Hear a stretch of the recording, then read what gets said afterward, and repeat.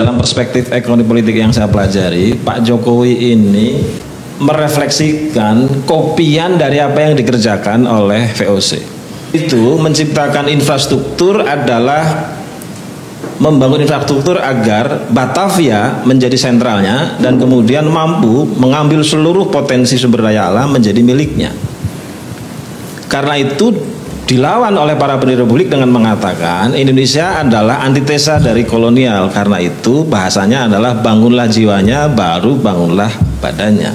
Pak Jokowi dan teman-teman ini menurut saya 10 tahun berkuasa itu adalah 10 tahun untuk merefleksikan pola pembangunan ala VOC. Seperti apa sih pola pembangunan VOC? Bangunlah raganya. Oke, apa yang salah dengan itu? Salah karena kemudian seluruh potensi itu disentripetalkan di Jakarta untuk dipermudah dibawa keluar. Terus? Hanya itu.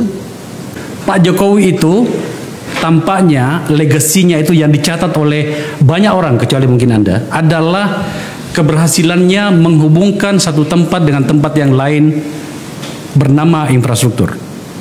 Menggerakkan manusia dari satu tempat ke tempat yang lain bernama infrastruktur, mempercepat pergerakan barang dari satu tempat ke tempat yang lain bernama infrastruktur.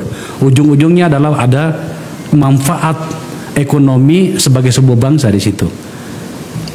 Anda tidak mencatat itu sebagai sebuah catatan yang perlu Anda berikan apresiasi? Karena itu adalah kopi dari yang dikerjakan oleh VOC. Oke, tapi kemudian kalau ternyata itu yang dibutuhkan orang? Survei kami menunjukkan tidak. Survei dari mana? Nusantara Center melakukan survei, kebutuhan utama yang perlu lebih diperhatikan adalah kebutuhan-kebutuhan dasar. Seperti apa? Pendidikan kita belum beres, kesehatan kita belum beres, basic need kita belum beres, pekerjaan kita belum beres. Dan infrastruktur itu yang nanti disebut sebagai legasi Jokowi tidak binded dengan kebutuhan-kebutuhan itu. Yang terjadi justru seluruh infrastruktur yang dikerjakan oleh Pak Jokowi yang kemudian menghubungkan seluruh kota-kota menjadi kota-kota modern dan kemudian terhubung dengan Jakarta adalah usaha untuk melayani orang kaya, melayani investor yang besar dan memudahkan para pemilik modal mengangkut seluruh sumber daya alam itu secara lebih murah dan mudah keluar. Itu bukan kebutuhan utama hari ini, kebutuhan masyarakat hari ini, kebutuhan primer hari ini. Itulah mengapa orang ingin merdeka di tahun 45 karena proses pembangunannya itu exactly 99% itu sama dengan yang ada di otaknya Pak Jokowi dan teman-teman. Jadi Batavia menjadi ibu kota dan kemudian membangun jalur Anyer Panarukan adalah cara-cara pemerintah VOC untuk memudahkan kapital itu bergerak lebih cepat dan berlipat pada orang kaya.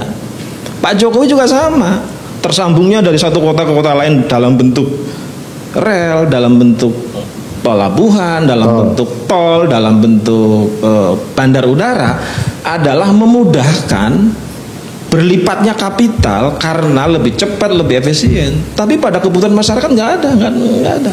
Tunggu dulu, kebutuhan masyarakat. Saya sedang mencoba untuk mengikuti alur Anda.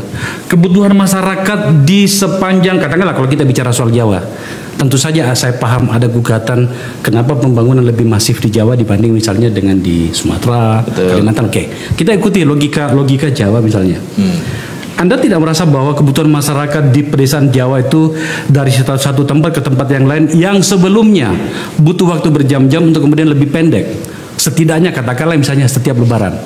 Ini saya baca terakhir kemarin, jalur tol Solo Yogyakarta dan atau sebaliknya itu akan sudah bisa dipakai untuk pergerakan lebaran tahun 2023 ini.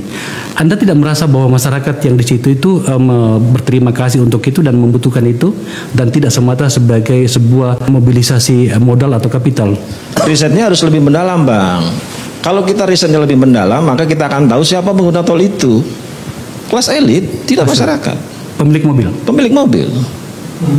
Jadi jangan sekedar mengatakan bahwa pada tanggal sekian, bulan sekian, setahun sekian terjadi luar biasa orang menggunakan tol. Itu juga cuma setahun sekali loh. Let's say misalnya 6 bulan sekali lah karena ada umat Kristiani yang juga pulang pada hari rayanya, ada umat yang lain. Tapi itu kan kebutuhan tahunan sekali, bukan kebutuhan day to day. Kebutuhan day to day masyarakat kita itu bukan persoalan bagaimana mempercepat dari satu tempat ke tempat lain, tapi basic need mereka itu diselesaikan dahulu. Artinya kebijakan Pak Jokowi yang tampaknya selama 2 periode ini lebih mementingkan dan atau lebih mengutamakan infrastruktur itu adalah sebuah kesalahan ya? Menurut saya bukan hanya kesalahan, sangat salah. Melawan cita-cita besar pendiri Republik dalam kalimat bangunlah jiwanya baru bangunlah badannya. Pada saat yang kedua, tidak memastikan seluruh kebutuhan-kebutuhan masyarakat itu bisa diselesaikan dengan infrastruktur tersebut. Sebab riset mendalam dari apa yang kita tanya tentang pengguna-pengguna dari seluruh infrastruktur itu tidak berhubungan secara otomatis dengan mereka yang sebenarnya berada pada low society.